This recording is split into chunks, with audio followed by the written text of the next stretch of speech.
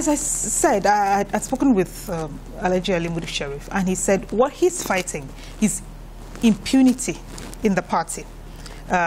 Impunity is also the reason that former Senate President Ken Nnamani cited as reason for leaving the party to join the APC. He said, and I quote, "PDP has become a road that leads to nowhere. The party says it is democratic, but does not practice democracy." How do you react to that? Who said that? Ken Nnamani. Well, I respect him. I don't want to go personal. We also are aware of his ambition in the PDP, and when that ambition became impossible because Senator Walid Jibrin was appointed the BOT chairman, and that's when he thought that the road was it was all over for him. That's when he withdrew. He wanted to be BOT chairman. He wanted chairman. to be BOT chairman. So you see, issues should not be reduced to personal ambition. He's a personal friend, we respect him. I mean, he has the right to move to any particular political party of his choice. It's his right of choice. But you know, we know what he was pushing, and we know what happened, and we know it was from that moment he actually pulled back and pulled out of the party. So let's not start, you know, everybody has one thing to say or the other. All Nigerian political parties must do away with impunity. And for Ali-Modu Sheriff to talk of impunity, I mean, it's laughable. It was against the overwhelming will of PDP members that the governors forced him down on the party. And then now he turns around to talk of impunity when they turn their back on him. He said he was begged to be chairman. Okay, he is being begged to step aside. What's the difference? Begging is begging. He was begged to be chairman. Now he has been begged several times to step aside and respect the convention. He doesn't want. What kind of begging does he respect? Where it puts him in a position?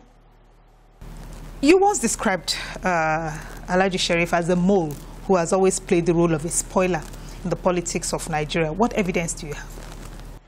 Well, it's not a video recording or audio recording, but we are aware of his movements. When he visits a state, we know that he has arrived. When we know which governor is hosting him. When he is put in presidential lodge, we know. When they meet at night, we know. And he himself knows it. And even the governors that are doing that and some of the government ministers that are doing that, they know it.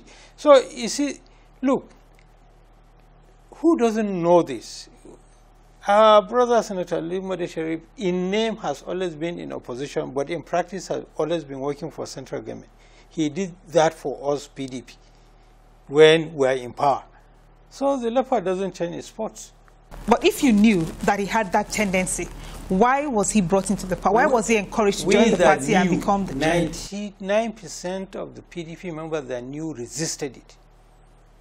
The governors forced it down, and the truth was that he agreed 3 months, he goes.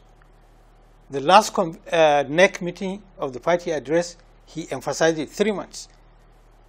Not knowing that he had gone behind NEC with, you know, proxies to institute court action to say that, you know, he is in there till 2018. You sit in a meeting and discuss and agree with people one thing. Behind their back, you want to force a position on them, whether they like it or not. Is that not impunity? Is that what you call democracy? You know, I've also heard allegations that you are only strategizing to grab the party's presidential ticket ahead of 2019, that all of this horse trading in the PDP is about 2019. In 2007, when we governors of PDP were asked to pick a name, were asked by the then President Olusegun Obasanjo to pick a name that would succeed him, the governors picked me. To pick someone that someone from among the governors picked me. And everybody knows this. But it was in the wisdom of leaders that then Governor Musa Yar'Adua, who among the leaders of those picked virtually almost came last, that would have been a better candidate. I never complained to anybody. I said the decision of party is supreme. Remember, when Umar Yar'Adua passed away, there was the issue of who will become the vice presidential candidate. I was not aware. When later we were made to understand that the National Assembly had understanding with President Goodluck that the vice president would come from National Assembly. It was at a later stage I was informed, and the National Assembly picked me as a nominee. Now, when you look at the moment, when we went to Port Harcourt in August, we went with the intention of conducting an election that would have seen us exit. We did not go to court to stop that convention. It was Modi Sharif and his people that went to court to stop that convention. So if he had allowed the process to go on, I would have ceased to be chairman caretaker committee long time ago.